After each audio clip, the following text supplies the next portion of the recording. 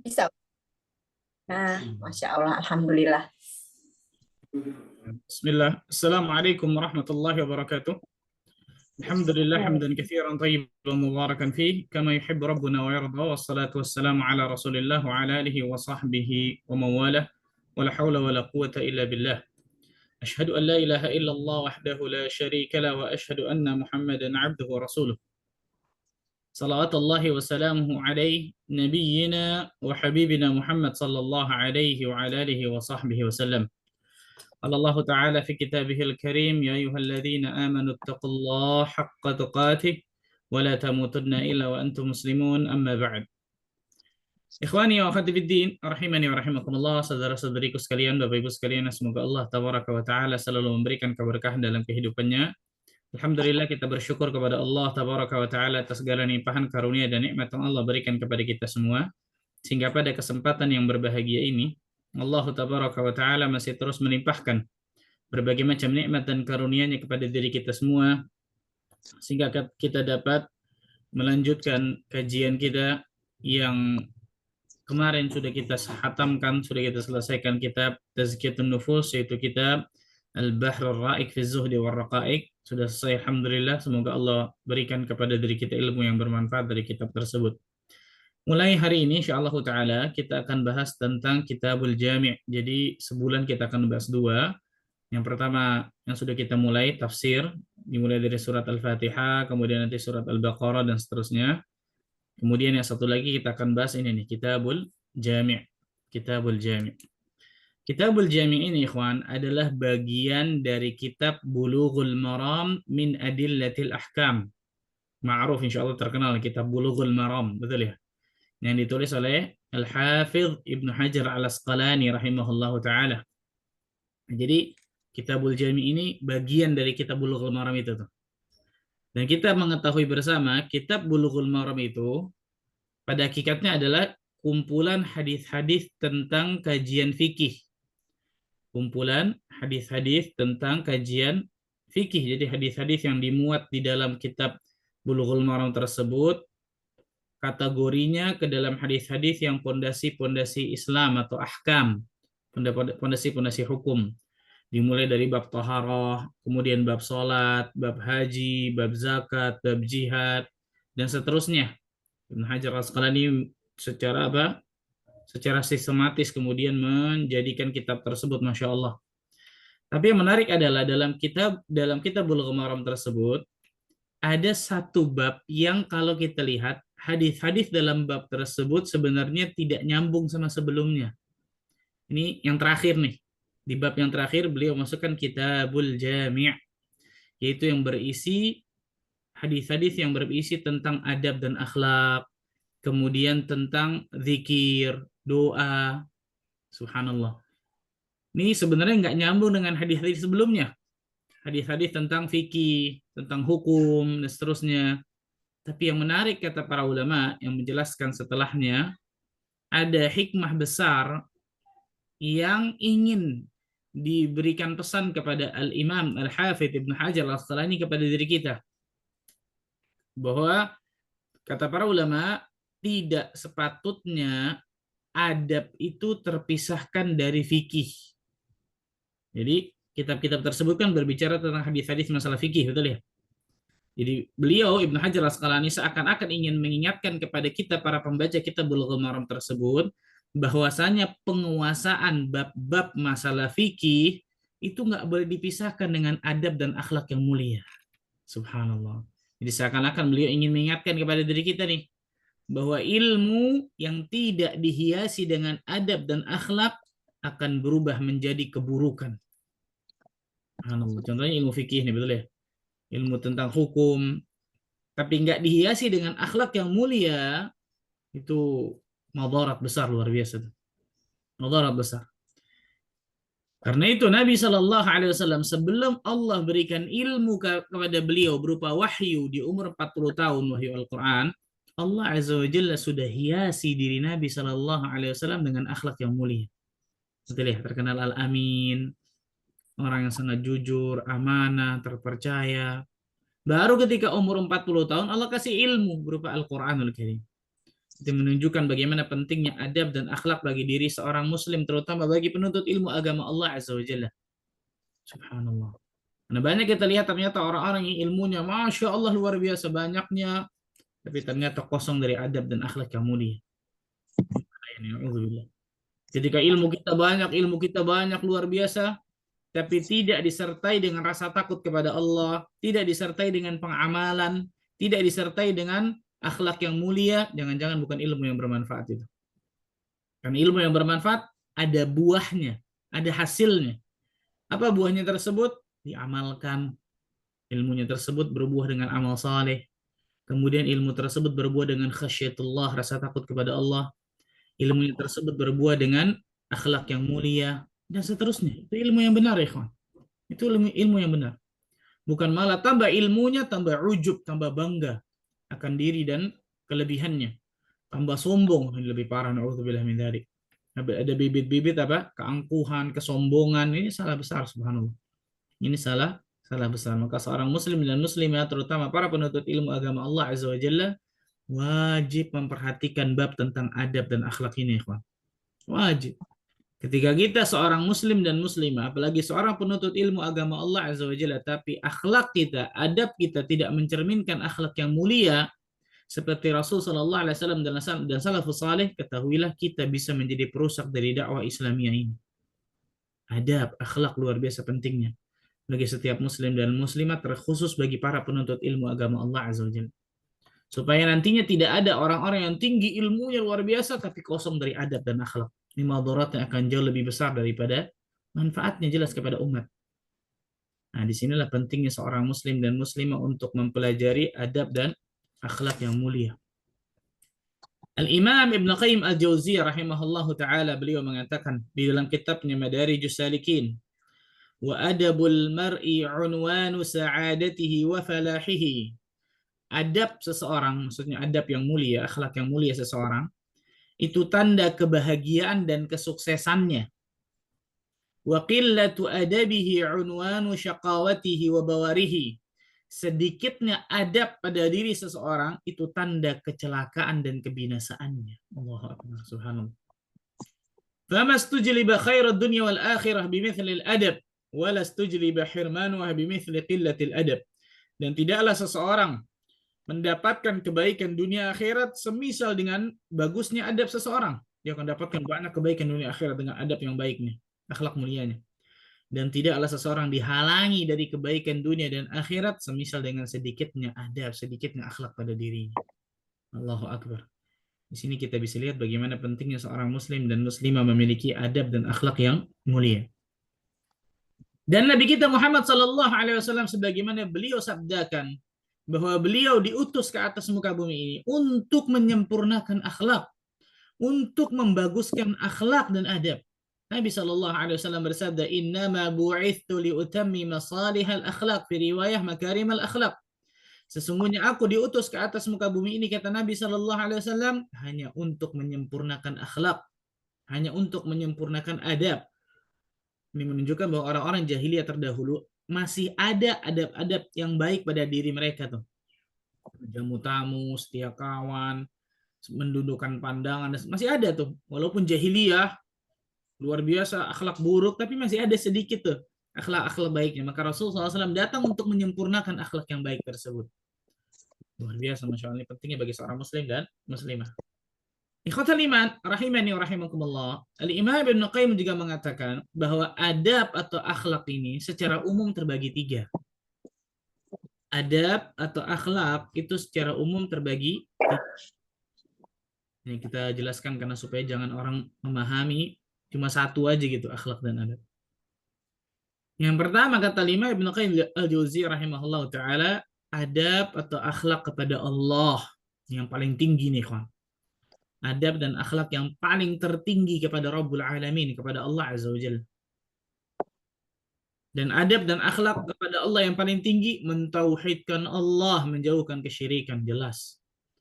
Maka orang-orang yang berbuat kesyirikan, orang-orang kafir, orang-orang musyrik, mau dia baiknya seperti apapun kepada makhluk atau kepada manusia, tapi kalau dia kafir, musyrik, pada hakikatnya dia nggak punya adab dan akhlak yang baik. karena dia tidak beradab dan berakhlak yang paling tertinggi kepada Rabbul Alamin.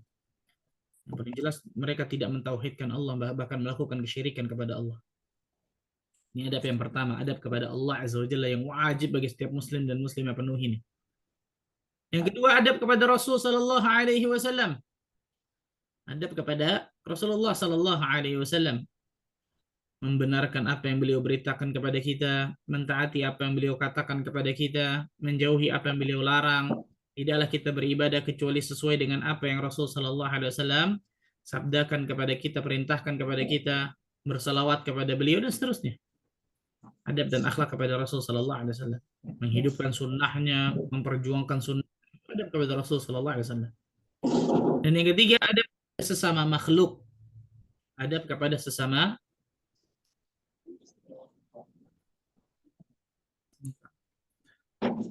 yang ketiga, adab kepada sesama makhluk. Ini banyak, luar biasa. Ini banyak, adab kepada orang tua, adab kepada kerabat, adab kepada saudara, adab kepada teman, adab kepada tamu, adab kepada manusia secara umum, adab kepada makhluk hidup, bahkan adab kepada jamadat, kepada benda mati, ada akhlaknya, ada adabnya disebutkan oleh para ulama.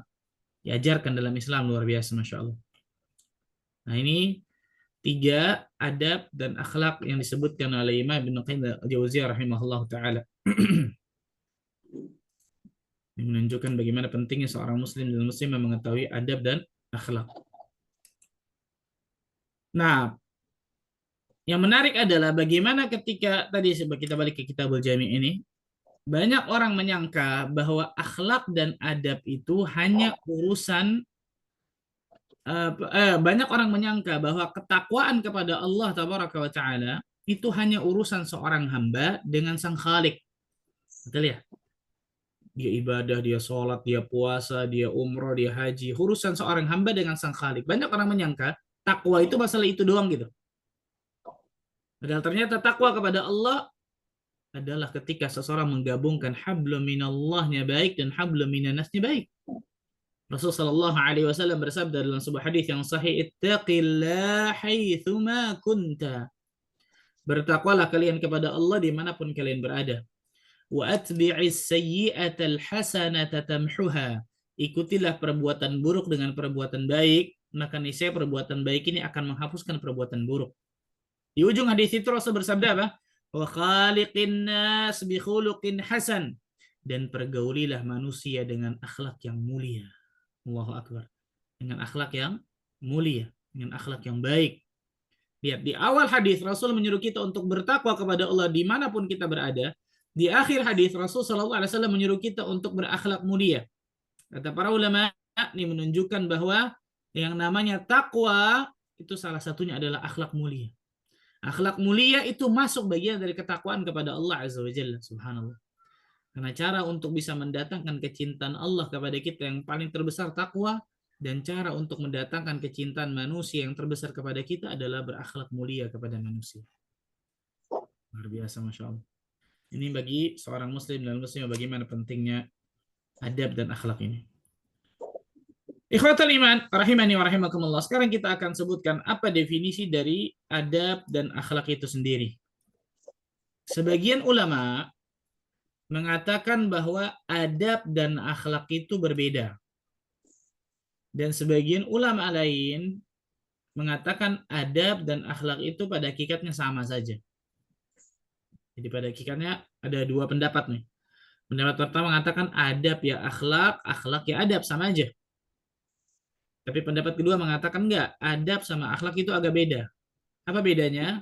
Sebagian ulama mengatakan adab ini lebih umum, lebih luas daripada akhlak. Adab contoh adab makan, adab masuk kamar mandi, adab ketika keluar rumah, adab ketika berpakaian. Itu kan adab semua tuh. Adapun akhlak nggak nyambung ke situ. Akhlak contohnya ikhlas, rasa takut kepada Allah, tawakal kepada Allah Azza wa Jalla, murah senyum, lemah lembut, rahmat kasih sayang, adil, zuhud, dan seterusnya. Itu akhlak. Maka sebagian ulama ada yang membedakan antara adab dengan akhlak. Adab a'ammu minal akhlak. Menurut sebagian ulama. Adab a'ammu minal akhlak. Adab itu lebih umum, lebih luas daripada akhlak. Tapi menurut ulama lain pada hakikatnya sama. Intinya pada hakikatnya sama. adab dan akhlak tersebut. Nah, sekarang kita akan sebutkan definisi dari adab dan akhlak itu sendiri. Yang pertama, definisi pertama disebutkan oleh Al-Imam Ibnu Hajar Al-Asqalani dalam kitabnya Fathul Bari. Kata beliau, wal adabu isti'malu ma yuhmadu qawlan wa fi'lan. Al-adab, kata beliau, yang namanya adab adalah menerapkan segala yang dipuji oleh manusia. Menerapkan segala yang dipuji atau disanjung oleh manusia. Jadi kita menerapkan segala hal yang dipuji, yang disanjung oleh manusia. Ini disebutkan oleh Al-Hafidz Ibnu Hajar Al-Asqalani dalam kitabnya Fathul Bari. Kemudian beliau menyebutkan juga, masih lanjutannya, beliau mengatakan nih, وَعَبَّرَ بَعْضُهُمْ عَنْهُ بِأَنَّهُ الْأَخْذُ بِمَكَارِمِ الْأَخْلَقِ. Sebagian ulama mendefinisikan, ini kata beliau, masih lanjutannya, sebagian ulama mendefinisikan adab adalah menerapkan akhlak-akhlak yang mulia. Ini yang saya katakan tadi, adab dengan akhlak pada hakikatnya apa? Sama, betul ya?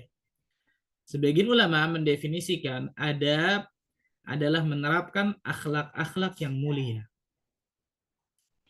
Jadi dua nih, sudah dapat dua definisi nih.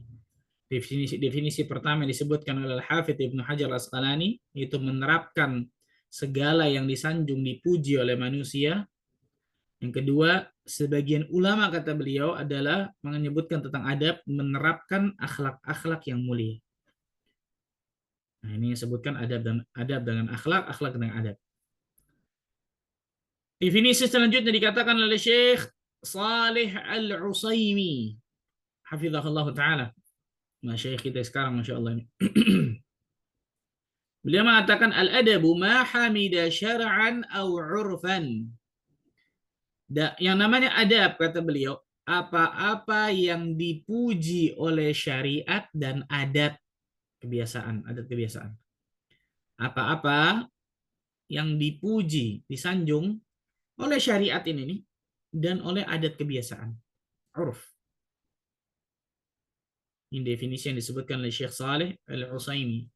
Jadi apapun yang dipuji dalam syariat, apapun juga yang dipuji dalam uruf, adat kebiasaan, itu termasuk adab yang baik. Itu termasuk adab.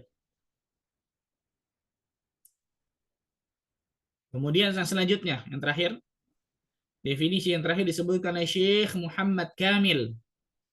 Syekh Muhammad Kamil rahimahullah ta'ala.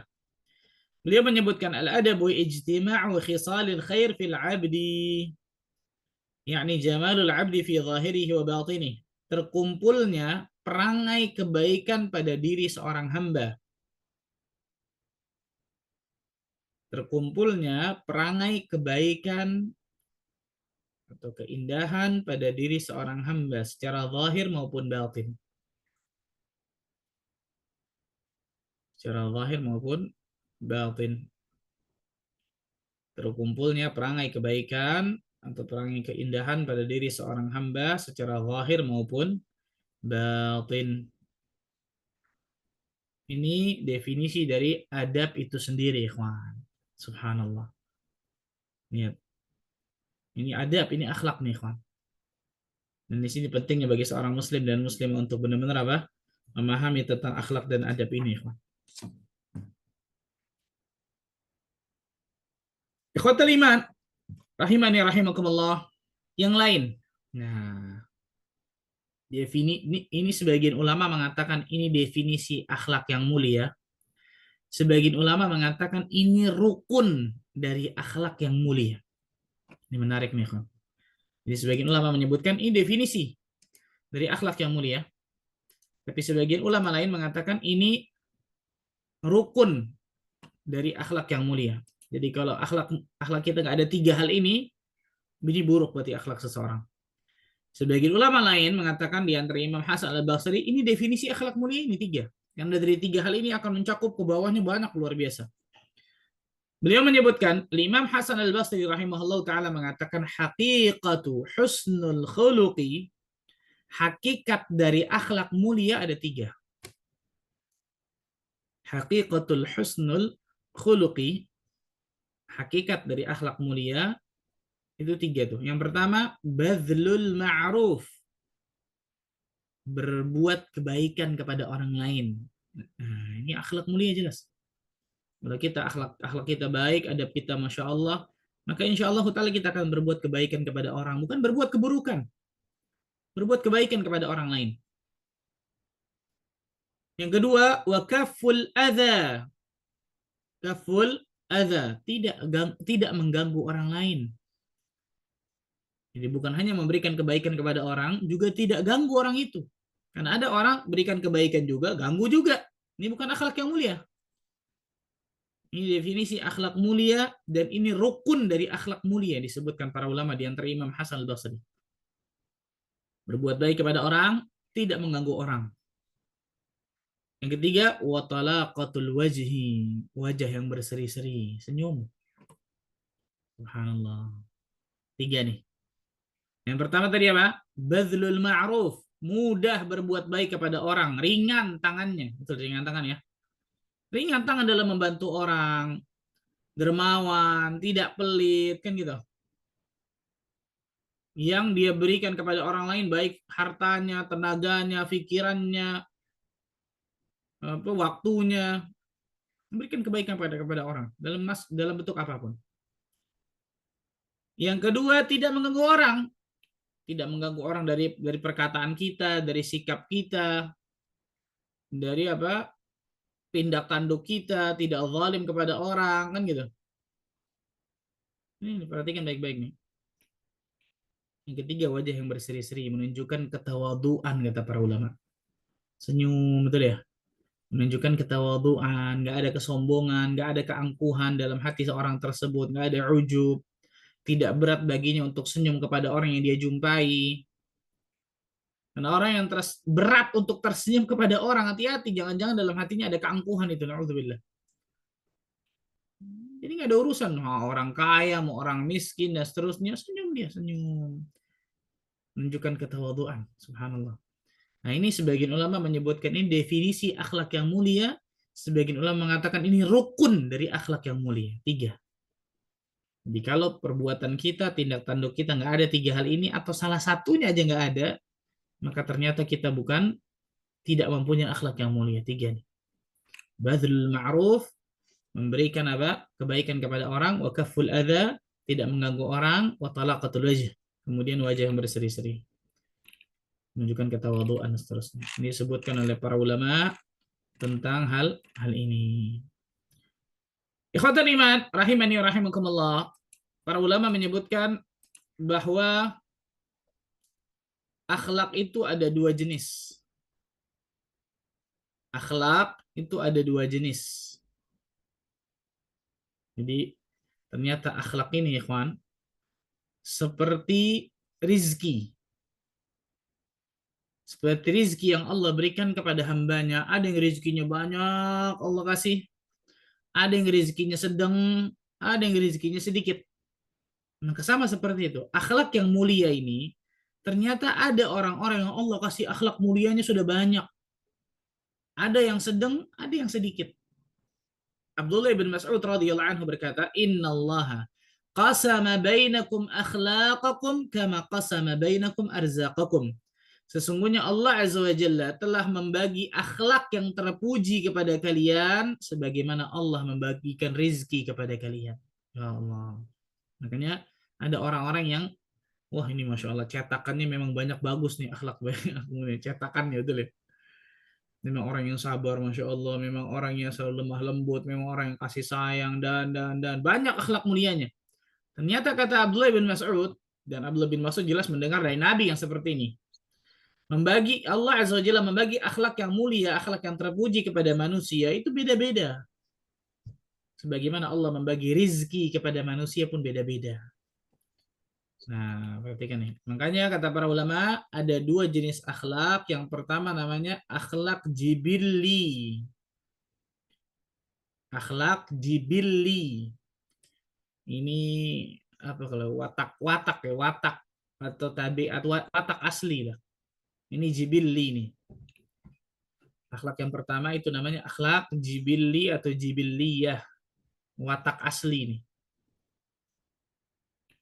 Nah, ini yang disebutkan tadi oleh Abdullah bin Mas'ud bahwa orang dikasih watak aslinya itu baik, mulia, itu beda-beda. Ada yang banyak, ada yang sedang, ada yang sedikit, kan gitu ya. Rasul Shallallahu Alaihi Wasallam pernah bersabda kepada Al-Ashaj ibn Abdul Qais radhiyallahu anhu, ya Ashaj, inna fika khaslatain yuhibbuhum Allah wa rasuluh, al-hilm wal anah. Wahai Ashaj, sesungguhnya pada dirimu ada dua akhlak, ada dua perangai yang dicintai oleh Allah dan Rasulnya. Dua perangai itu tuh. Apa itu? Al-hilmu wal anah. Sikap apa?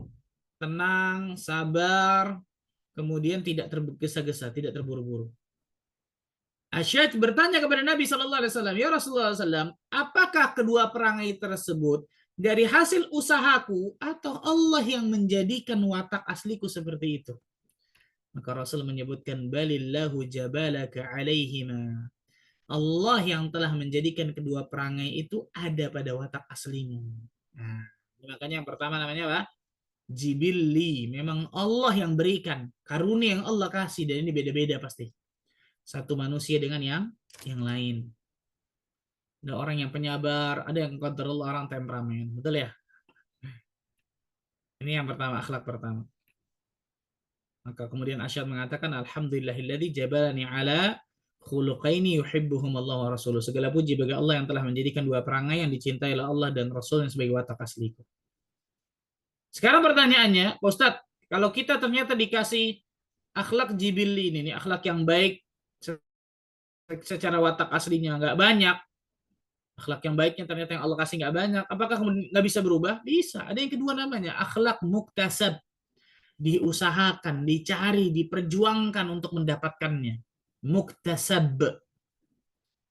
Nah, ini yang kedua nih, muktasab. Ini yang kedua, muktasab. Diusahakan, dicari, diperjuangkan untuk mendapatkannya. Ala bisa karena biasa. Orang yang misal Allah jadikan watak asli misal temperamental, tapi dia berusaha menjadikan dirinya sabar supaya sabar dia tahan mungkin luar biasa. Allah Azza wa Jalla akan kasih kesabaran kepadanya. Nabi Shallallahu Alaihi Wasallam bersabda, "Man yatasabbar yusabbirullah."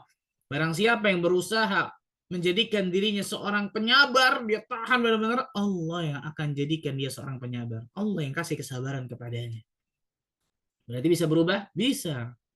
Makanya salah orang yang mengatakan pokoknya watak Anda begini, sifat Anda begini. Mau terima syukur, nggak terima, udah. Salah ini.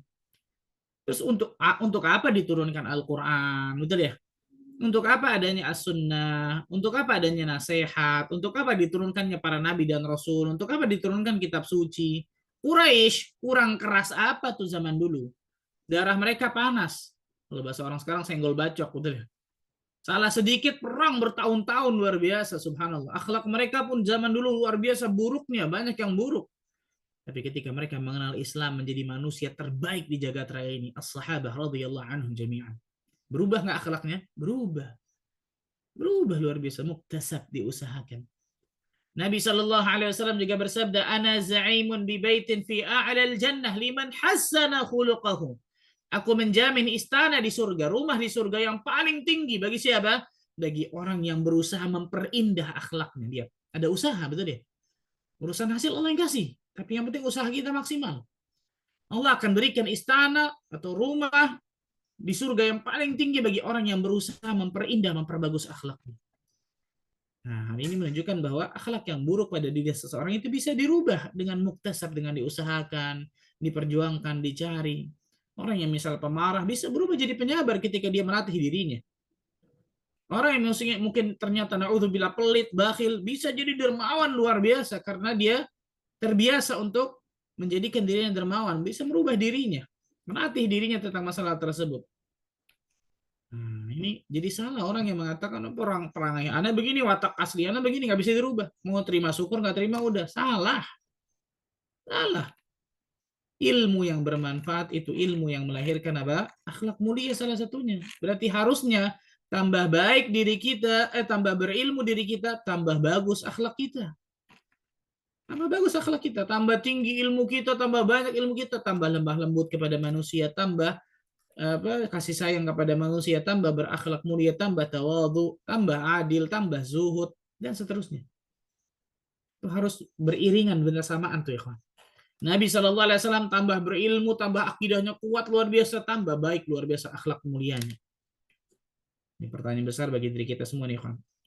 Ketika kita mengatakan saya Islam, Muslim, saya mengikuti sunnah Nabi SAW, saya duduk di kajian ilmu, lihat bagaimana akhlak kita berubah atau tidak, menjadi lebih baik atau tidak, atau sama saja.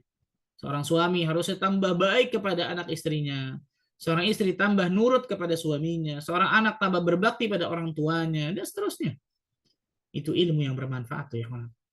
Itu ilmu yang bermanfaat. Jadi akhlak, saya ulang, ada dua, ada jibili, ada muktasab. Jibili itu watak asli yang Allah berikan kepada manusia, itu beda-beda satu dengan yang lain tuh. Akhlak mulianya beda-beda, ada yang banyak, ada yang sedang, ada yang sedikit. Adapun muktasab itu diusahakan, dicari, diperjuangkan untuk bisa mendapatkan akhlak yang mulia.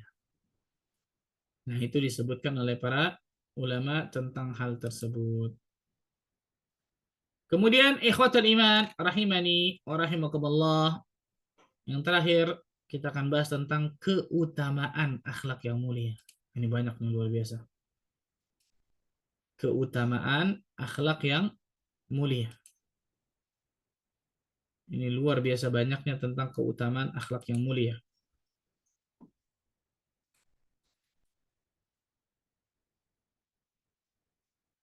Yang pertama, keutamaan akhlak yang mulia yang pertama. Untuk apa kita belajar keutamaan ini, kawan? Untuk tidak lain tidak bukan memotivasi diri kita untuk selalu memperbagus akhlak kita, selalu merubah akhlak kita tambah lebih baik. Hingga ketika kita selalu berubah untuk menjadi lebih baik, semoga dengan itu kita mendapatkan keutamaan-keutamaan ini, motivasi bagi diri kita. Karena manusia sifat dasarnya harus diiming-imingi, betul ya? Salah satu diiming-imingi dengan pahala, surga, dan seterusnya.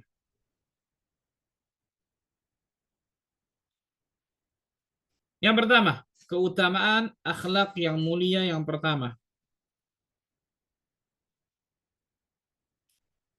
Akhlak mulia adalah salah satu faktor yang terbanyak yang memasukkan manusia ke dalam surga. Akhlak mulia adalah salah satu faktor terbanyak yang memasukkan manusia ke dalam surga.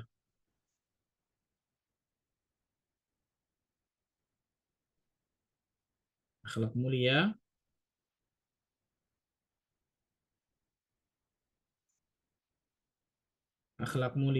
adalah salah satu faktor terbanyak yang memasukkan manusia ke dalam surga. Ketika Rasul Shallallahu Alaihi Wasallam ditanya tentang faktor yang terbanyak yang memasukkan manusia ke dalam surga dalam hadis yang sahih dari Imam Tirmidzi, dalam hadis yang hasan dari Imam Tirmidzi, maka Rasul menyebutkan taqwallah wa husnul khuluq. Taqwallah wa husnul khuluq. Takwa kepada Allah Azza wa Jalla dan akhlak yang mulia. Takwa kepada Allah dan akhlak yang mulia. Itu ternyata yang paling banyak memasukkan manusia ke dalam surga Allah Azza wa Jalla. Makanya tadi Rasul menyebutkan ittaqillah haitsuma kunta, bertakwalah kalian kepada Allah Azza wa Jalla dimanapun kalian berada. Wa atbi'is sayyi'atal hasanata tamhuha. Ikutilah perbuatan buruk dengan perbuatan baik, maka niscaya perbuatan baik tersebut akan menghapuskan perbuatan buruk. Wa khaliqin nas bi khuluqin hasan. Dan pergaulilah manusia dengan akhlak yang mulia. Pergaulilah manusia dengan akhlak yang mulia.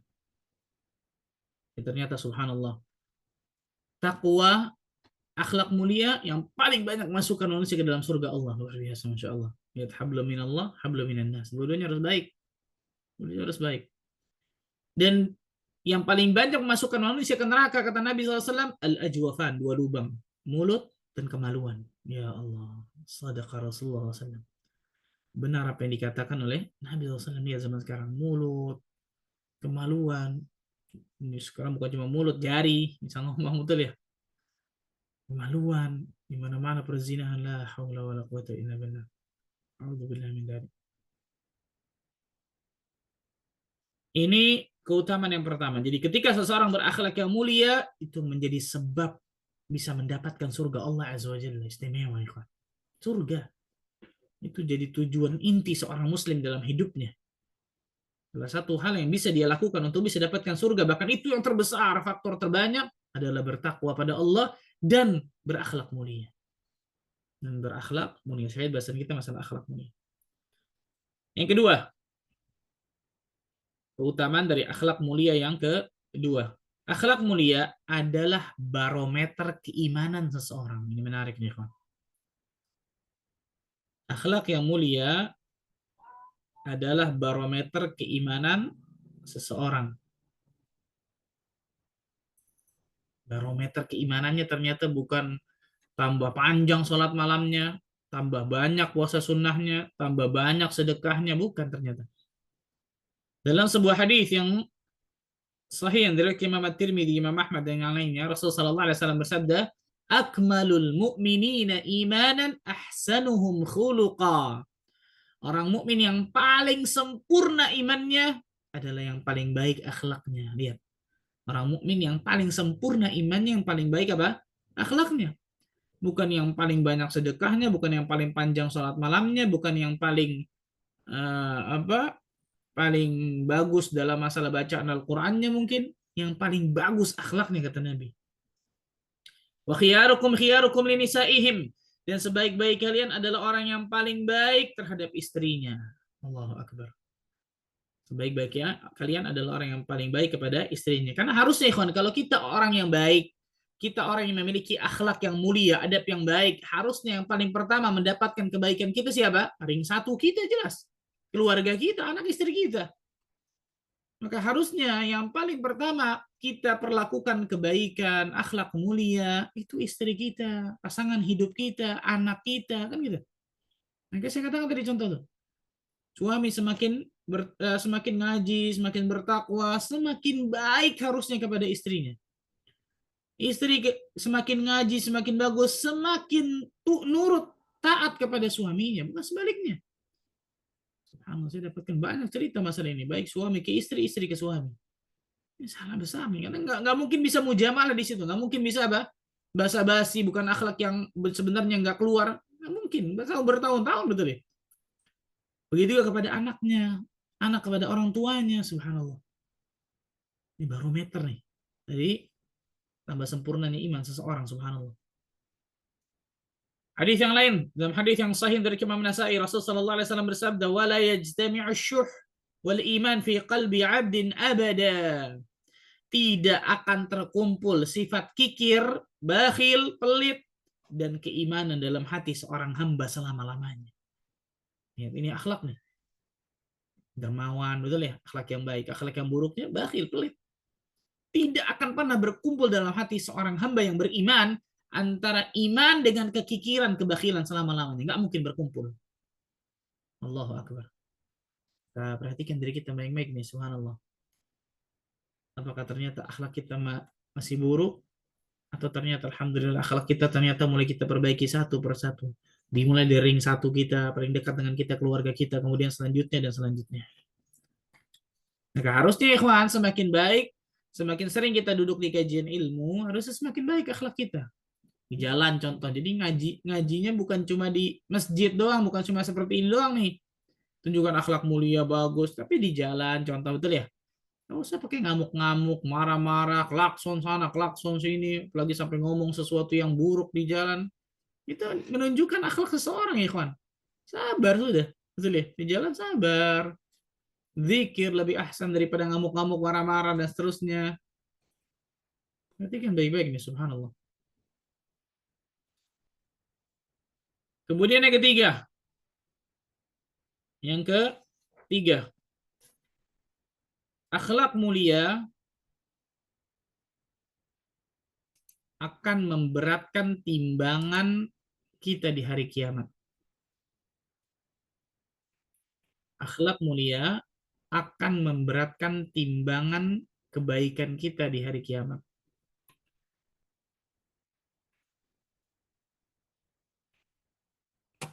Akhlak mulia akan memberatkan timbangan kebaikan kita di hari kiamat.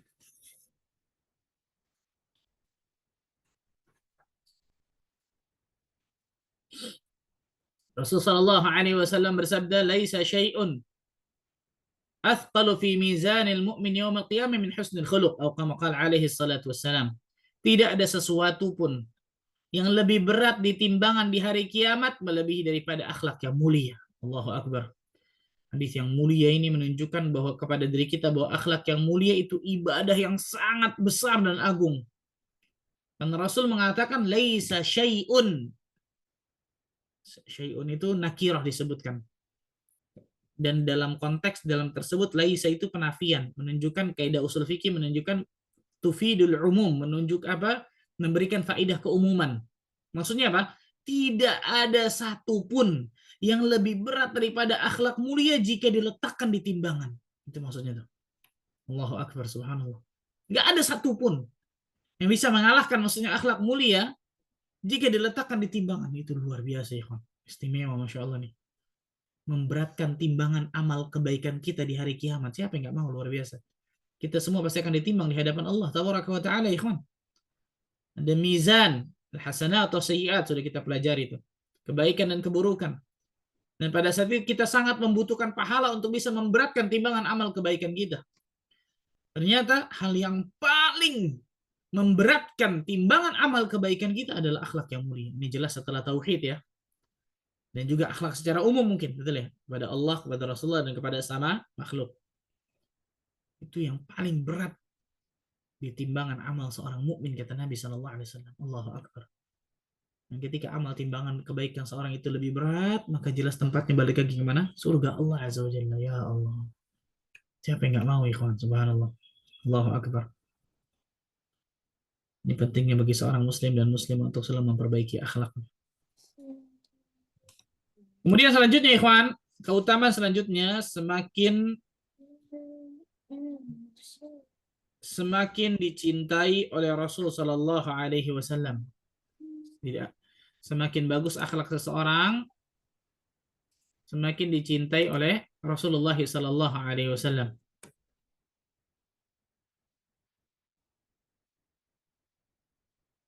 Semakin bagus akhlak seseorang, semakin dicintai oleh Rasulullah Sallallahu Alaihi Wasallam. Dalam sebuah hadis yang diriwayatkan Imam At-Tabrani, Syekh Al-Albani menyebutkan hadis ini hasan, dihasankan oleh Syekh Al-Albani dalam silsilah hadits as-sahihah karena banyak syawahid tentang hadis ini. Rasul sallallahu alaihi wasallam bersabda, "Inna ahabbakum ilayya ahasinukum akhlaqa." Sesungguhnya yang paling aku cintai. Bayangkan ikhwan, yang ngomong ini Rasul sallallahu alaihi wasallam. Allahu akbar, siapa yang enggak mau dicintai oleh Nabi kita Muhammad sallallahu alaihi wasallam? Sesungguhnya kata Nabi SAW, orang yang paling aku cintai di antara kalian, yang paling baik akhlaknya di antara kalian. Allahu Akbar. Yang paling baik akhlaknya. Siapa mereka? Rasul menyebutkan, Al-muwatta'un aknafan, alladzina ya'lafun wa yu'lafun. Itu orang-orang yang baik kepribadiannya, mudah untuk bergaul, dan diajak bergaul. Yang paling baik kepribadiannya, kalau orang sudah baik kepribadiannya, insya Allah Ta'ala dia mudah untuk bergaul untuk kepada orang lain pun mudah untuk apa? Bergaul kepadanya. Allahu Akbar. Yang mudah bergaul dan diajak bergaul. Ini salah satu kunci untuk memudahkan seseorang bergaul, tidak lain tidak bukan memiliki akhlak yang mulia. Kalau orang tersebut angkuh, sombong, nggak ada orang mau dekat kepadanya. Orang tersebut baik, supel, akhlaknya mulia, senyum, dan seterusnya. Wah, orang suka. Walaupun mungkin ilmunya nggak banyak, sedikit. Tapi orang yang lihat dari langsung depan mata kepalanya, akhlak orang ini luar biasa, Masya Allah. Dan saya punya, Masya Allah, termasuk guru kita mungkin ya, Allahu Akbar. Orang-orang yang akhlaknya luar biasa. Saya ngelihat orang ini nih, Masya Allah. Saya ngelihat orang ini, Ustadz, Masya Allah, senior kita. Saya mikirnya, Allah, untuk menjadikan akhlak kita seperti Ustadz ini nih, berat banget ini. Luar biasa banget akhlaknya kita lihat, Masya Allah. Bagaimana seperti Rasul Sallallahu Alaihi Wasallam. Allahu Akbar.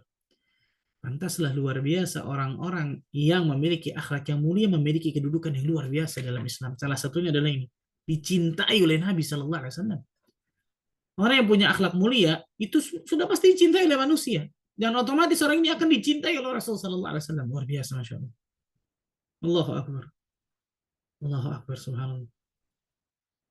Ini disebutkan oleh Nabi Shallallahu Alaihi Wasallam. Dan sebaliknya, orang yang paling buruk adalah orang yang menghindar dari dirinya karena keburukannya. Jadi kalau kita dihindari oleh orang gara-gara keburukan kita, na'udzubillah ini. Nah, hadis yang sahih dari Imam Muslim, inna syarran nasi manzilatan 'inda Allah yaumil qiyamah man wada'ahu aw tarakahu an-nas ittiqa'a fuhshihi. Na'udzubillah. Sesungguhnya manusia yang paling buruk kedudukannya kata Nabi Shallallahu Alaihi Wasallam di sisi Allah pada hari kiamat adalah orang yang dihindari oleh manusia karena takut keburukan orang itu, karena takut kejelekannya, karena takut dirinya orang tersebut memberikan keburukan kepada diri kita. Ini orang terburuk, naudzubillah, nih kedudukannya di sisi Allah di hari kiamat. Berarti akhlaknya buruk pasti. Sering berbuat zalim kepada orang mungkin, sering mengganggu orang, baik dengan perkataannya, perbuatannya, dan seterusnya. Naudzubillah. Kemudian selanjutnya, keutamaan akhlak mulia. Semakin baik akhlak seseorang, maka akan semakin tinggi pula derajatnya di surga. Allahu Akbar. Semakin baik akhlak seseorang, maka akan semakin tinggi pula derajatnya di surga. Ajib, Masya Allah.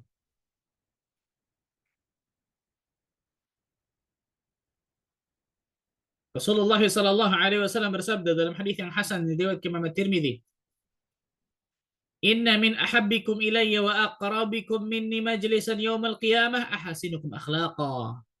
Sesungguhnya yang paling aku cintai di antara kalian, kata Nabi. Balik lagi tadi, orang yang paling dicintai oleh Nabi. Dan paling dekat kedudukannya, majelisnya denganku di hari kiamat nantinya adalah orang yang paling baik akhlaknya, paling mulia akhlaknya. Kedudukan Nabi di surga itu paling tinggi, jelas betul. Al-Wasilah itu, surga Firdaus, di atasnya Al-Wasilah dan seterusnya. Rasul menyebutkan orang yang paling aku cintai di antara kalian, paling dekat majelisnya, kedudukannya dengan diriku nanti di hari kiamat, itu di akhirat Allah Azza wa Jalla, itu yang paling mulia akhlaknya di antara kalian. Allahu Akbar. Paling mulia akhlaknya, paling baik akhlaknya di antara kalian. Kenikmatan luar biasa bagi orang-orang yang memiliki akhlak yang mulia. Kenikmatan luar biasa, Masya Allah. Kemudian selanjutnya, orang yang memiliki akhlak yang mulia, utama selanjutnya, orang yang memiliki akhlak yang mulia akan menyamai derajat orang yang ahli ibadah. Ini luar biasa nih, ganjaran yang besar luar biasa nih. Orang yang memiliki akhlak yang mulia akan menyamai derajat orang yang ahli ibadah. Derajat orang yang ahli ibadah. Dalam sebuah hadis yang sahih dari Imam Ahmad, Rasul sallallahu alaihi wasallam bersabda, "Innar rajula la yudriku bi husni khuluqihi darajat as-shaim al-qa'im." Sesungguhnya seseorang dengan akhlak mulianya akan memperoleh derajat orang yang ahli puasa dan ahli sholat malam. Bayangkan ya kawan, dia ahli puasa, kerjaannya puasa, puasa, puasa, puasa. Ada pintu satu khusus di surga, Babur Rayyan, betul ya? Orang ini sholat malam, sholat malam, sholat malam, sholat luar biasa. Ada pintu khusus Babur Salah di surga. Dengan akhlak mulia, seseorang akan bisa memperoleh derajat orang yang ahli puasa dan ahli sholat malam. Luar biasa. Ikhwan, manusia Allah berikan kelebihan itu biasa macam-macam. Ada orang yang kalau kurang tidur nggak ada masalah, sehingga dia bisa banyak sholat malam, masya Allah kuat sholat malamnya. Ada orang yang kalau tidur sedikit saja, tidur kurang sedikit saja ngeliang langsung sakit. Tapi ternyata kalau dia nggak makan nggak ada masalah, sehingga dia banyak puasanya. Jadi sholat malamnya sedikit mungkin atau jarang, tapi puasanya luar biasa banyak.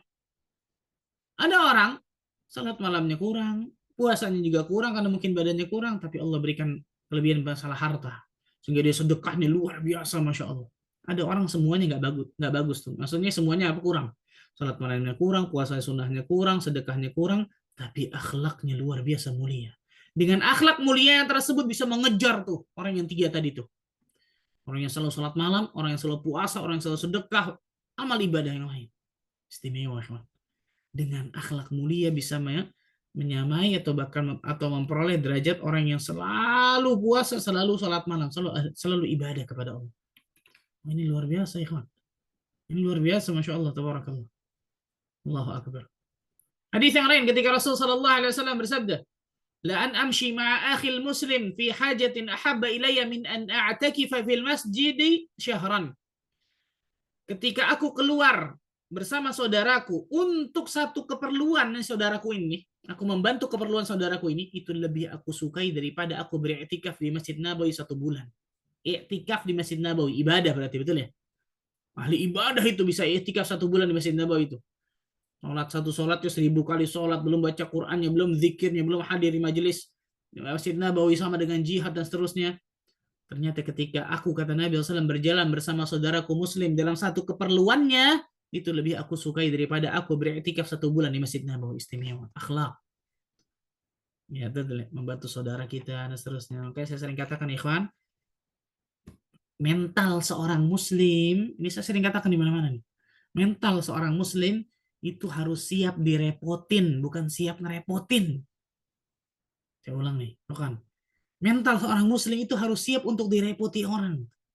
Itu siap bantu orang gitu, subhanallah. Apapun itu ya, memang dia semampu dia, jelas, semampu dia.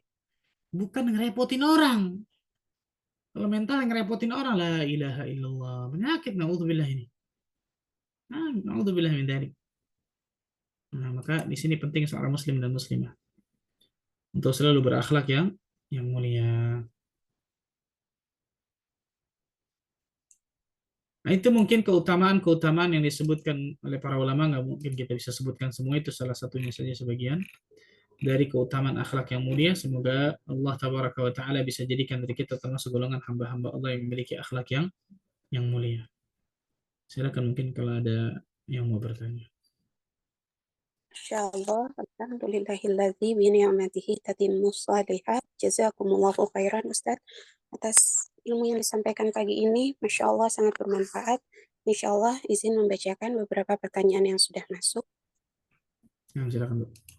Assalamualaikum warahmatullahi wabarakatuh Ustaz.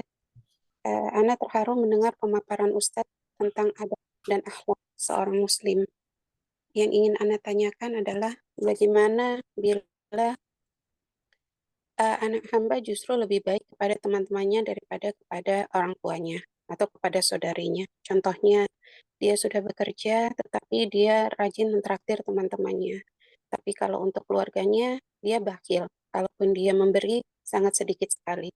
Dia terlihat bahagia bersama teman-temannya di luar, tapi kalau di rumah, dia selalu temperamental. Anak hamba seorang ikhwan, gimana sudah Ana masukkan ke pondok, tujuannya adalah biar paham agama. Pulang dari pondok bagus Ustadz, tapi 6 bulan sesudah bergaul, rusak akhlak dan adabnya. Bagaimana kami menyikapi ini Ustadz? Kami sudah berlemah lembut, sudah mendoakan, dan sudah membawanya kepada Ustadz. Tapi kenapa akhlaknya malah justru semakin buruk? Mohon nasihatnya untuk kami Ustadz. Jazakumullahu khairan. Nah, Allah tabaraka wa ta'ala memberikan ujian kepada manusia berbeda-beda. Ada anak diuji sama orang tuanya, ada orang tua diuji dengan anaknya, ada istri diuji dengan suaminya, suami diuji dengan istrinya, seseorang diuji dengan mertuanya, mungkin mertua diuji dengan menantunya, diuji bisa jadi dengan teman dekat, apapun itu, siapapun itu. Dan di dunia ini darul ibtila, tepatnya ujian. Tepatnya ujian. Maka masukkan dalam hati kita, ini ujian yang Allah kasih kepada kita ini. Bagaimana kita menyikapi ujian ini? Sabar, ridha, mencari solusi yang benar secara syariat, atau ternyata benci, ngedumel, nggak suka, suudzon kepada Allah Azza wa Jalla. Ini ujian. Ibu sudah berusaha memasukkan ke pondok, alhamdulillah sudah bagus. Ketika keluar qadar, dia mungkin terkontaminasi dengan teman-teman yang buruk di luar sana, kan gitu. Ini pentingnya nih. Pentingnya bagi seorang muslim untuk benar-benar memfilter teman, luar biasa. Ala kulli hal, intinya yang pertama, yakinilah ini ujian dari Allah Azza wa Jalla. Dan ujian dari Allah Azza wa Jalla itu akan meningkatkan derajat seseorang dengan syarat dia benar dalam menyikapinya. Bagaimana sikapnya? Sabar dan ridha akan takdir Allah. Jangan sampai hatinya suudzon kepada Allah. Jangan sampai lisannya mengatakan sesuatu yang dibenci dalam syariat. Jangan sampai perbuatannya melakukan amal-amal yang diharamkan dalam syariat. Ini yang pertama. Nah, sikapnya harus benar. Yang kedua, ketika Allah berikan ujian, cobaan, musibah, Allah Azza wa Jalla mengatakan apa? Itu semua disebabkan karena usaha kalian, karena dosa kalian. Maka coba introspeksi. Muhasabah diri kita masing-masing. Muhasabah diri kita masing-masing. Saya orang tua, apakah saya apa? Mungkin saya zalim kepada anak saya, mungkin saya nggak adil, mungkin saya pernah berbuat dosa sehingga Allah berikan ujian seperti ini. Mungkin. Muhasabah diri kita. Muhasabah diri kita masing-masing, subhanallah. Muhasabah diri kita masing-masing, subhanallah. Para ulama terdahulu ketika masuk ke dalam rumahnya, kemudian anak dan istrinya tidak taat, maka ulama ini muhasabah dirinya. Oh, berarti di luar tadi aku berbuat dosa nih sehingga Allah hukum nih. Anak dan istriku nggak taat kepada aku. Subhanallah. Muhasabah. Coba introspeksi dari kita satu demi satu dari amal perbuatan kita. Kemudian yang ketiga ini yang paling terpenting, parenting paling terbaik dari orang tua kepada anaknya, doa yang tulus dari orang tua tersebut kepada Allah Azza wa Jalla agar menjadikan anak itu menjadi anak yang saleh dan salihah. Doa. Jangan pernah berhenti untuk berdoa kepada Allah. Jangan pernah sedikit pun malas untuk berdoa kepada Allah. Besarkan raghbah kita, besarkan harapan kita ketika berdoa kepada Allah. Saya yakin insya Allah Ta'ala Allah akan rubah anak saya. Allah akan jadikan anak saya menjadi anak yang saleh dan saleh. Dan itu bisa jadi Allah berikan apa? Allah berikan penangguhan ulur tuh. Ya bisa jadi naudzubillah dan bisa jadi apa ketika kita sudah nggak ada meninggal baru anak kita baik, bisa jadi kita tahu kita. Tapi doa jangan pernah putuskan ya. Doa jangan pernah putuskan. Kemudian selanjutnya coba filter teman-temannya. Coba filter teman-temannya. Kan gitu. Bisa jadi kan itu ketika keluar pondok bagus tapi ketika bergaul dengan teman yang lain kan bisa jadi teman yang lain ini yang mempengaruhi keburukan nih. Filter teman-temannya. Dan yang terakhir kita hanya bisa berusaha dan berdoa. Hasil Allah yang kasih. Tapi yakinlah Allah Azza wa Jalla tidak akan pernah zalim kepada hambanya. Allah Azza wa Jalla tidak akan pernah menyia-nyiakan usaha hambanya tersebut kalau memang hamba tersebut jujur kepada Allah Azza wa Jalla. Semoga Allah Azza wa Jalla perbaiki anak ibu, jadikan anak yang saleh, dan semoga dengan itu Allah Tabaraka wa Ta'ala berikan banyak kebaikan dari anak ibu. Barakallahu fiik. Oke, barakallah, jazakallah khairan Ustaz. Selanjutnya, Assalamualaikum. Izin bertanya, sebagai Muslim harus mempunyai adab dan akhlak mulia dalam perkataan, tetapi ada kebiasaan kurang baik dalam bertamu, dalam makan dan minum. Contoh, apabila bertamu belum dipersilahkan main masuk dan makanan main mengambil saja, tetapi akhlak baik, tetapi adab tidak dipakai berbuat baik. Keringan tangan belum menunjukkan tawadu. Bagaimana solusinya kalau menemukan seperti ini? Peran Ustaz. Nah, nasihati. Kalau memang orang tersebut, karena jarang kata para ulama, orang-orang yang dari A sampai Z semuanya akhlak dan adabnya mulia. Jarang orang-orang seperti itu kata para ulama. Jarang orang-orang yang dari alif sampai ya semuanya istimewa dari akhlak dan adabnya. Ada aja biasa satunya. Dia Masya Allah ya 1, 2, 3, 4. Tapi begini ya. Ini manusiawi. Itu manusia, betul ya. Maka nasihati dari yang kekurangannya tersebut. Yang sudah bagus, pertahankan kan gitu. Nasihati dengan berdua mungkin, betul ya. Empat mata, jangan depan orang. Kemudian sebutkan kebaikannya dulu. Masya Allah, engkau begini. Masya Allah, 1, 2, 3 kebaikan. Tapi ada satu nih, kalau kau perbaiki juga insya Allah mudah-mudahan bisa menjadikan tambah sempurna akhlak dan adabmu. Apa nasihati kan gitu. Ad-dinun nasihah, agama adalah nasihat, subhanallah. Ketika kita sudah menasehatinya dan seterusnya, selesai kewajiban kita angkat tangan ke atas langit. Ya Allah, berikanlah selalu akhlak yang baik kepada dirinya. Rubah akhlak buruknya Allah. Dan seterusnya. Selesai. Kita nggak bisa maksa orang, subhanallah. Dakwah ini hanya mengajak. Dakwah ini hanya memberitahu, subhanallah. Adapun orang itu mau berubah atau tidak, ada hidayah atau taufik dari Allah tabaraka wa ta'ala. Maka sering-sering ketuk pintu langit, berdoa kepada Allah agar juga Allah berikan hidayah atau taufik kepada orang yang kita dakwahi tersebut. Allah a'lam. Allah, syukran Ustaz. Pertanyaan selanjutnya, sebentar Ustaz. Assalamualaikum Ustaz. Bagaimana jika ada pejabat yang bertindak semena-mena terhadap anak buah sehingga jadi viral, tetapi dia menyikapi dengan santai seakan-akan tidak ada masalah. padahal sudah didemo sama karyawannya. Bagaimana jika seseorang pintar tapi tidak punya akhlak yang mulia? Bagaimana supaya kita bisa mempunyai akhlak yang mulia? Syukran Ustaz. Pertanyaan terakhir insya Allah nanti kita akan bahas pada pertemuan selanjutnya itu bagaimana kita agar bisa mendapatkan cara untuk bisa mendapatkan akhlak yang mulia. Ada banyak cara disebutkan para ulama. Semoga Allah Azza wa Jalla berikan kemudian kita untuk mengusahakan cara-cara tersebut sehingga kita bisa mendapatkan akhlak yang mulia. Kemudian tentang masalah hal tersebut, ini menunjukkan kata para ulama bahwa tidak semua orang yang berilmu mengamalkan ilmunya. Kotak berilmu itu sendiri, kotak beramal itu sendiri, kotak berdakwah itu sendiri. Bisa jadi orang kotak berilmunya penuh luar biasa bahkan sampai luber-luber, Masya Allah, tapi kotak beramalnya kosong atau hanya sedikit. Maksudnya apa?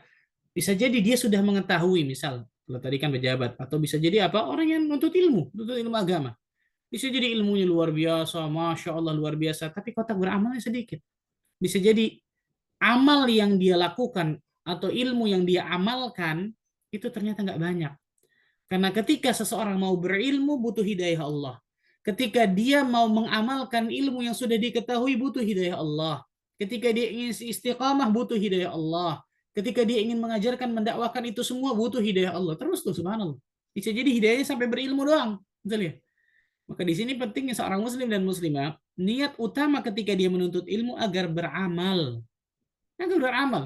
Agar dia mengamalkan ilmu yang sudah diketahui, mempraktekkan ilmu yang sudah diketahui, ikhwan. Ini pelajaran besar bagi diri kita. Pelajaran besar bagi diri kita. Maka ketika melihat seperti itu, kita ambil ibrah pelajaran bagi diri kita. Ya Allah, jangan jadikan hamba seperti itu, ya Allah. Berikan hidayah kepadanya, ya Allah. Alhamdulillah saya bersyukur Allah nggak jadikan saya seperti itu, kan gitu. Doakan agar Allah berikan hidayah kepadanya dan seterusnya. Dan ini menunjukkan subhanallah bahwa tadi saya katakan tidak semua orang yang punya ilmu, walaupun itu luar biasa ilmunya, kemudian mengamalkan ilmu yang sudah dia ketahui. Wallahu a'lam bishawab.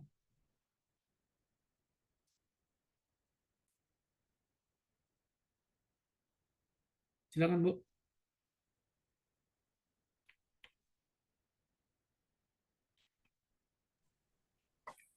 Pak Nisa, biar saya bacaan Ustadz. Silakan. Ya. Di mana tadi ya Ustadz ya, sebentar. Bismillah, ahsanallahu ilaik Ustadz, izin bertanya, kalau kita berusaha berperilaku baik atau menyenangkan hati orang-orang lain seperti berkunjung kepada keluarga atau teman-teman, tidak terlepas dari hal-hal yang tidak baik, seperti membicarakan orang-orang, nonton TV, makan-makan yang mubazir, dan lain-lain. Apakah hal-hal tersebut adalah memang hal yang tidak mungkin bisa dihindari? Apakah cukup dengan beristighfar setelah pertemuan tersebut dapat menutupi kekurangan-kekurangan? Mohon nasihatnya Pak Ustadz. Yang pertama, ketika kita bersilaturahim dengan keluarga kita, dengan kerabat kita, maka jelas itu pahala besar, Masya Allah di situ. Pahala besar di dalamnya. Maka usahakan dalam silaturahim tersebut, dalam pertemuan keluarga tersebut, di dalamnya kita usahakan di dalamnya sesuatu yang baik gitu. Entah kemudian kita baca hadis mungkin di dalamnya, atau mungkin memanggil ustadz untuk kajian di dalamnya, kan gitu ya. Dan jangan tadi tuh ketika membicarakan orang, gibahin dan seterusnya. Kalau memang ada yang seperti itu, tinggalkan. Wah, ini lagi ngomongin orang nih. Nah, saya jalan dulu deh. Dia aja dibiarin, kan gitu ya. Itu di antara cara agar amar ma'ruf nahi munkar dengan hati kita. Kan idza ra'a minkum munkaran falyughayyirhu bi yadihi kata Nabi.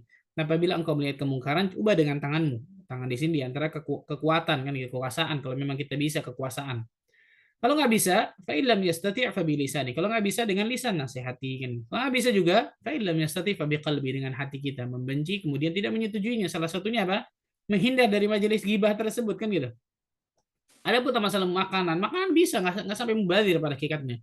Makanan bisa kemudian dibungkus dikasih orang atau kemudian diberikan ke orang lain dan seterusnya bisa insya Allah. Jadi jangan kemudian ketika kita berpikir seperti itu, akhirnya sudahlah nggak usah ini aja lah, nggak usah ngumpul sama saudara. Salah juga di situ, subhanallah.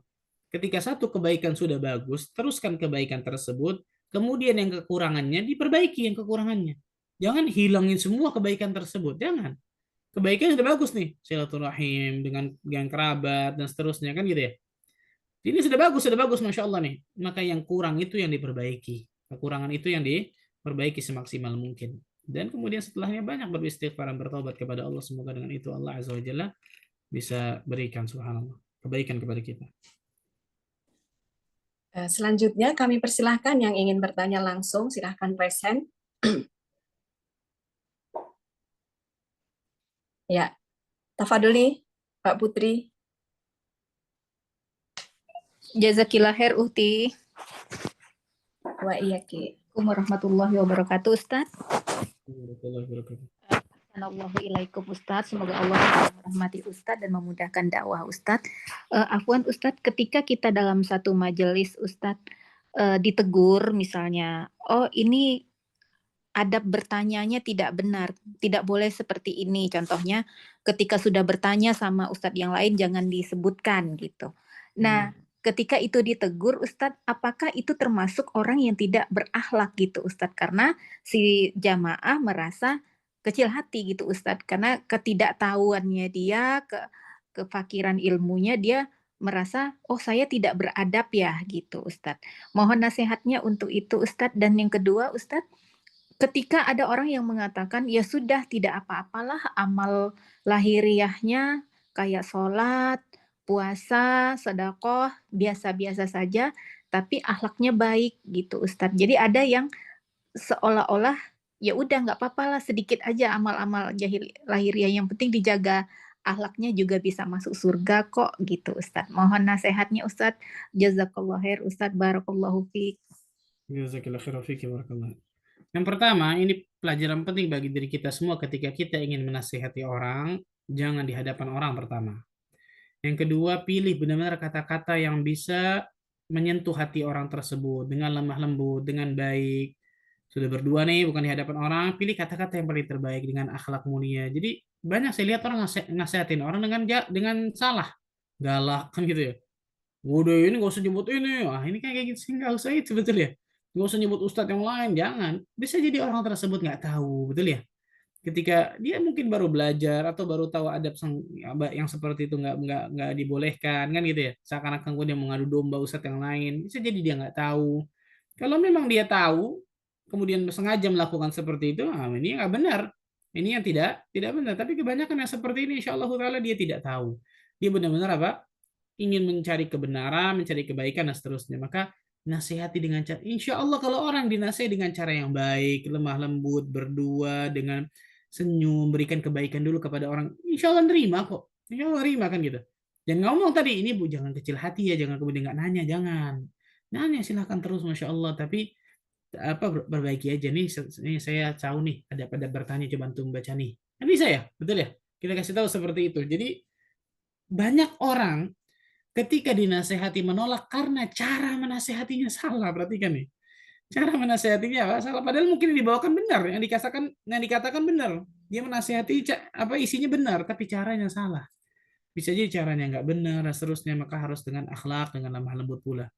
Dan tidak kemudian menjadikan orang tersebut pasti nggak berakhlak. Enggak. Tadi bisa jadi dia jahil, nggak tahu tentang masalah tersebut.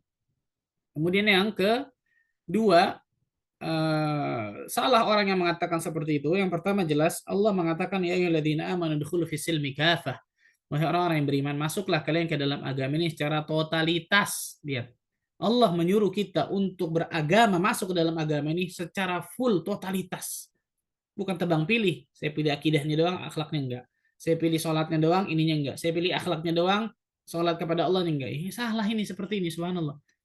Berarti dia tidak melaksanakan perintah Allah. Orang yang tidak melaksanakan perintah Allah nggak dikatakan takwa dalam Islam, betul ya? Nah, ini yang pertama. Yang kedua, yang namanya tadi takwa kepada Allah Azza wa Jalla, dua-duanya bagus. Hablum minallahnya bagus, sholat, puasa, zakat, haji, umrah, dan seterusnya bagus. Hablum minallahnya bagus, ini baru takwa. Ini baru takwa kepada Allah Azza wa Jalla.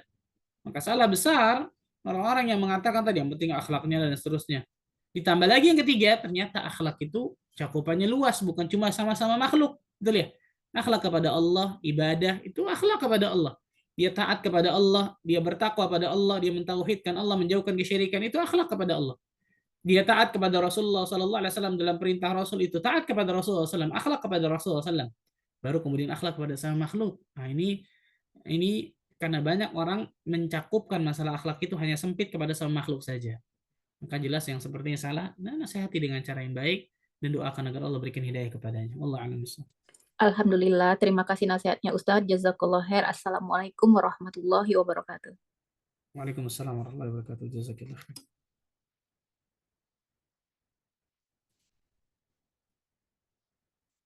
Silakan akhi Muhammad Furqan. Ya. Assalamualaikum ya Ustaz. Waalaikumsalam warahmatullahi wabarakatuh. Apakah termasuk adab terhadap penuntut ilmu, adab bagi penuntut ilmu Ustaz, bagi seseorang memanggil gurunya dengan namanya sendiri Ustaz? Walaupun gurunya ini mungkin dulunya satu majelis sama dia atau cuma akrabnya dia Ustaz. Barakallahu fiik. Nah, ketika memang itu memang teman akrabnya, seleting misalnya satu umuran, nah ini seperti ini mungkin memang teman kan gitu ya. Tapi kalau di bawahnya misal dulu satu majelis, kemudian sekarang ternyata Allah takdirkan dia punya ilmu yang masya Allah luar biasa. Itu ujian bagi orang yang satu majelis dengan dirinya tuh. Dia mau beradab dan berakhlak kepada orang yang berilmu apa enggak tuh, betul ya? Kan Allah takdirkan mungkin sekarang dia sudah apa? Sudah masya Allah ilmunya dan seterusnya dan seterusnya. Maka berikan haknya orang yang berilmu tersebut. Panggil dengan apa? Panggil dengan panggilan yang memberikan kehormatan kepadanya, memberikan kemuliaan kepadanya, Ustaz, dan seterusnya, mungkin Syekh, dan seterusnya, kan gitu. Kecuali memang permintaan dia, udah antum kan sama anak, manggil nama aja, nggak ada masalah. Sebagaimana anak manggil antum. Itu mungkin lain cerita. Tapi yang paling terbaik jelas adalah memberikan haknya kepada orang yang berilmu tersebut. Itu yang paling terbaik. Itu yang paling terbaik yang disebutkan para ulama masalah tersebut. Allah alam bissawab.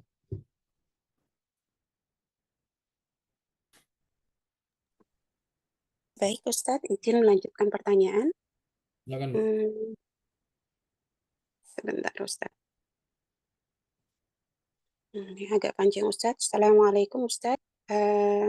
Ketika saya mencoba berkali-kali untuk lanjut pendidikan spesialis, dalam proses seleksinya selalu Allah mudahkan. Bahkan terasa pertolongan Allah hadir. Kemudahan-kemudahan dalam prosesnya inilah yang membuat saya terus melangkah maju yang saya anggap sebagai jawaban istikharah dalam memutuskan lanjut sekolah. Namun di setiap hasilnya selalu belum lulus. Hingga saya tersadar Allah sedang mengingatkan saya atas dosa-dosa besar yang saya lakukan dan mengantarkan saya bertobat. Bagaimana membedakan tidak lulus berkali-kali ini adalah jawaban istikharah sesungguhnya, takdir terbaik Allah untuk saya, atau terhalang karena dosa-dosa saya yang terdahulu, serta sikap atau akhlak terbaik menyikapi kondisi seperti ini. Mohon nasihatnya Ustadz. Barakallahu fikum. Yang pertama jelas yang paling tahu tentang itu Allah Azza wa Jalla. Ini yang paling tahu secara pasti apakah itu jawaban istikharah atau tidak, apakah kemudian itu karena dosa, dan itu Allah yang paling tahu secara pasti. Yang pertama. Yang kedua, manusia hanya bisa berusaha dengan semaksimal mungkin, berdoa kepada Allah, bertawakal. Selesai. Itu yang bisa kita lakukan manusia. Lemah manusia, subhanallah. Berusaha dengan semaksimal mungkin ketika dia mau spesialis, dia belajar ini dan seterusnya macam-macam. Doa kepada Allah juga. Setelah itu sudah usaha maksimal, tawakal kepada Allah. Yakin apapun yang Allah berikan kepadanya, ini yang terbaik untuk dirinya. Ini yang terbaik untuk dirinya, jelas. 1 kali, 2 kali, 3 kali nyoba dan seterusnya. Dia sudah juga istighfar kepada Allah, dia sudah muhasabah dan seterusnya. Tapi belum Allah berikan. Ini yang terbaik insya Allah untuk hambanya tersebut. Pasti tidak mungkin tidak. Dengan syarat dia beriman ya. Dengan syarat dia menjalani jalannya benar nih. Jalannya benar. Innallaha idza ahabba qauman ibtalahum. Sesungguhnya Allah Azza wa Jalla ketika mencintai suatu kaum, Allah uji kaum tersebut. Ini bagi orang-orang yang bertakwa pada Allah, jalannya benar, Masya Allah beriman, Allah kasih ujian, cobaan, musibah terus-terusan. Ini tanda cinta Allah kepada orang tersebut. Tapi kalau orang tersebut bukan jalan yang lurus benar nih, ke kanan, kiri, maksiat, dosa, kedurhakaan, dan seterusnya. Nah ini nggak benar. Nah ini bukan yang terbaik jelas dari Allah Azza wa Jalla kalau seperti itu.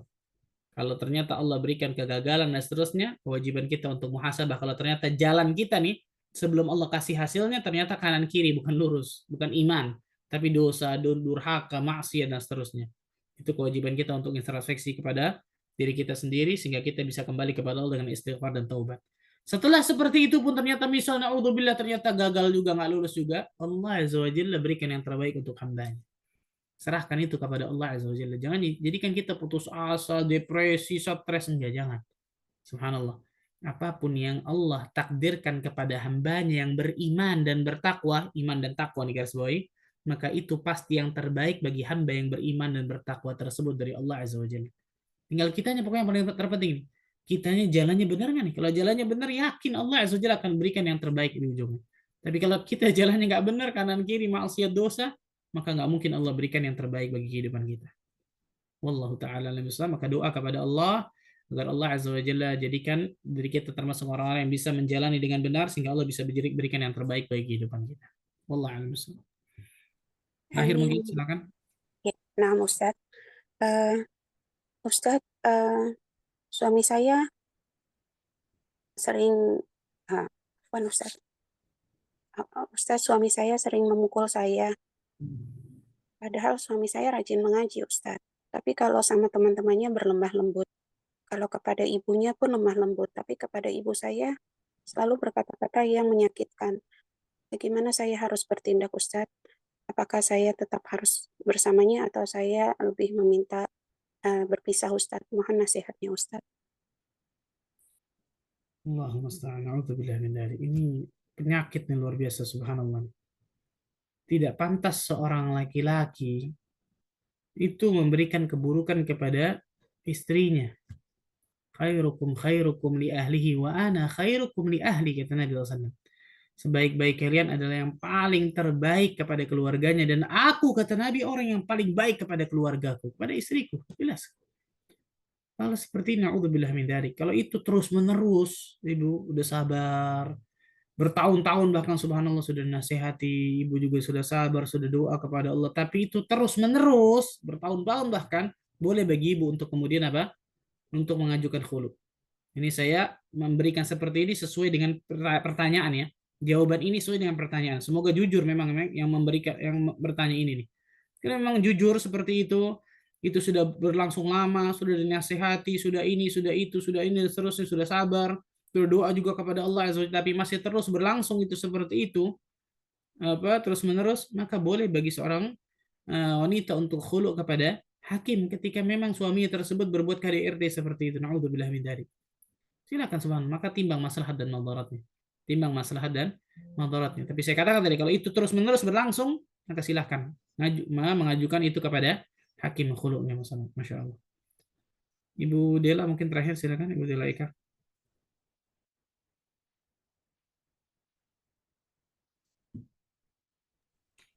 Silakan Ibu Dela mengajukan pertanyaan. Tafadholi. Assalamualaikum warahmatullahi wabarakatuh. Assalamualaikum Ustadz dan tim. Ustadz ingin bertanya bagaimana menghadapi seseorang yang sikap kita kepada seseorang tersebut yang overthinking dan juga sensitif. Bismillah orang tersebut sudah mengaji. Nah, sikap kita seperti apa, Ustadz? Maksudnya apa ya? Overthinking, seseorang itu sangat overthinking dengan hal apapun, overthinking Suudzon maksudnya? berlebihan. Bukan hanya suudzon, mungkin bisa masuk ke suudzon yang terburuknya. Namun seperti takut, kalau bertindak apa tuh takut, masa depan takut, untuk melangkah takut. Lalu juga kalau tidak angkat telepon, gitu dipikirnya kenapa seperti itu. Over terlalu was-was gitu Ustaz. Apa bahasa ini ya syariat. Lalu sensitif juga. Di satu sisi kita nasehatin, beliau sensitif. Tipenya seperti itu. Ketika kita nasehatin, sikapnya apa? Nanti sikapnya akan overthinking lagi. Takut Ujungnya lagi. Ya, seperti itu gitu, sensitif, nanti ngambek. Mudi. Ustaz, berlebihan. Seperti itu sudah lama atau memang baru-baru? Sudah lama, dan beliau juga mengakui dia overthinking seperti itu. Maksudnya sikap kita yang orang lainnya itu seperti apa, seperti dia ingin nasihatinya, ayo dong nggak usah overthinking, misalnya gitu, nggak usah dipikirin yang gini-gini terlalu was-was, tapi masih aja dipikirin. Apakah dia sudah berobat ke medis mungkin? Kalau untuk berobat ke medis belum sampai situ, Ustaz. Nah, coba mungkin wallah alam bisawab. Yang namanya orang seperti ini terlalu was-was, bisa dua sebenarnya pada hakikatnya. Yang pertama memang tentang masalah agamanya kurang dan seterusnya, tapi enggak, ternyata di kajian, masya Allah, sering ini sering itu kebaikan dan seterusnya, tahu ilmu, tahu sunnah. Maka coba dalam masalah medisnya, dalam masalah apa medisnya, mungkin dia datang kepada psikolog mungkin, atau dia datang kepada hipnoterapi. Ada seorang dokter yang saya tahu, subhanallah, hipnoterapi ini yang benar ya, subhanallah, hipnoterapi yang memang orang tersebut sudah kenal sunnah nih, kalau nggak macam-macam nih, yang sudah kenal sunnah kemudian menghipnoterapi, dan itu bagus. Masalah seperti itu bisa meringankan dari rasa takut tersebut, karena pernah ada yang seperti ini, kemudian saya rekomendasikan untuk hipnoterapi dan Allah berikan kesembuhan dalam masalah tersebut. Ternyata memang intinya gangguan medisnya gitu, bukan nggak ada masalah sama agamanya, nggak ada masalah sama keimanannya, itu bagus, masya Allah, tapi ternyata ada penyakit medis di dalamnya yang dia tidak sadari masalah tersebut. Maka coba, ketika nasihat sudah betul ya, ketika ketika nasihati malah kemudian berlebihan, malah ngambek dan seterusnya. Ala kulihal, coba itu masalah agamanya sudah, masya Allah, sekarang coba masalah medisnya. Dia coba berusaha, berikhtiar untuk masalah medisnya. Mudah-mudahan Allah Azza wa Jalla berikan apa kebaikan kepadanya. Wallah alam bissawab.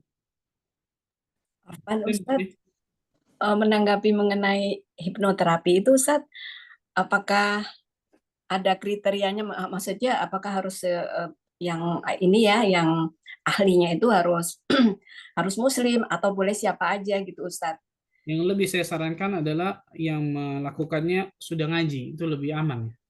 Itu lebih aman. Jadi memang diperbolehkan ya Ustadz dalam syariat ya Ustadz? Boleh. Hipnoterapi itu bukan seperti hipnotis yang gendam orang dan seterusnya, enggak. Itu ada ilmunya ternyata, subhanallah. Saya sudah pelajari masalah itu. Ada satu dokter yang saya tahu tentang hal tersebut, dia menjelaskan dan seterusnya. Itu ternyata ada ilmunya memang, subhanallah, masalah tersebut. Dan alhamdulillah Allah berikan banyak pasien-pasien yang Allah berikan kesembuhan lewat hipnoterapi tersebut. Itu permainan otak dia pada hakikatnya, otak kiri, kanan dan seterusnya, alam bawah sadarnya dan seterusnya. Ada ilmunya ternyata, ada ilmiahnya. Ada uji klinis tentang masalah tersebut dan itu dibolehkan. Beda sama gendam lah, beda sama sihir dan seterusnya. Kalau ini yang seperti ini boleh. Dan ada juga di buku kalau buka di internet di Yufid, ketika Ustadz Arifin menjelaskan masalah tersebut, hipnoterapi itu dibolehkan kalau memang ada uji klinisnya, ada ilmiahnya disebutkan masalah tersebut. Masya Allah. Ya. Kalau meditasi nggak boleh ya Ustadz? Nah, itu jangan, kalau itu nggak, Bu. Nggak boleh ya Ustadz ya? Itu nggak, jangan. Oh iya. Baik Ustadz. Allah alam bisawab, itu mungkin yang saya bisa sampaikan. Barakallahu fikum. Semoga Allah Azza wa Jalla selalu berikan ilmu yang bermanfaat kepada kita semua, dan semoga Allah jadikan dari kita orang-orang yang selalu mendapatkan hidayah taufik untuk meniti siratal mustaqim sampai nantinya Allah Azza wa Jalla wafatkan dari kita semua dalam keadaan husnul khatimah. Subhanakallah bihamdika asyhadu an la ilaha illa anta astaghfiruka wa atubu ilaik. Wassalamualaikum warahmatullahi wabarakatuh. Waalaikumsalam warahmatullahi wabarakatuh. Saya stop berarti nih, Bu ya. Jazakallah khairan Ustadz. Ini ngetop saya apa Ibu nih, Bu? Kenapa? Ini ngetop recordingnya. Gimana?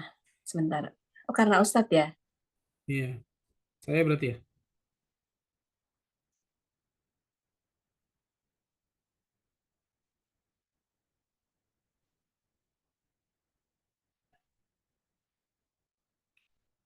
Bisa, Bu, Ibu nyetop apa saya aja?